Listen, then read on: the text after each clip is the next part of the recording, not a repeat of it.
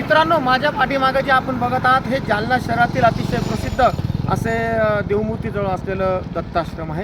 दत्ताश्रम म्हणजे ताई माई महाराज यांनी बसवलेलं हे श्री दत्त संस्थान आहे. या दत्ताश्रममध्ये जालना शहरातून नव्हे तर पुणे मुंबई इथून साधक येत असतात. बाहेरगावाहून इथं साधक येत असतात, साधना करत असतात. अतिशय प्रसन्न आणि आनंदी आणि धार्मिक वातावरण या संस्थांमध्ये आहे. जालना शहरापासून अवघं 2 ते 4 किलोमीटर असलेलं हे मंटा चौफुली ते सिंदखेड राजा चौफुली इथून सिंदखेड राजा रोडवर असलेलं हे देवस्थान आहे. अतिशय सुंदर भव्य दिव्य असं हे देवस्थान आहे. भक्तांची राहण्याची सोय आहे, साधकांची सोय आहे.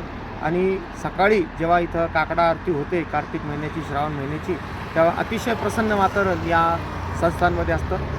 सध्या गादीवर असलेले म्हणजे ताई महाराज या आश्रमाच्या प्रमुख आहेत. आणि या आश्रमामध्ये वर्षातून किती वेळेस तरी अन्नदान हे चालू असतं. पण नेमकं हे अन्नदान कुठून येतं आणि कशाप्रकारे वितरित येतं याचा साग सुगावा किंवा पत्ता थांगपत्तासुद्धा लागत नाही. या आश्रमातून नित्य पूजा आणि साधना ही चालूच असते.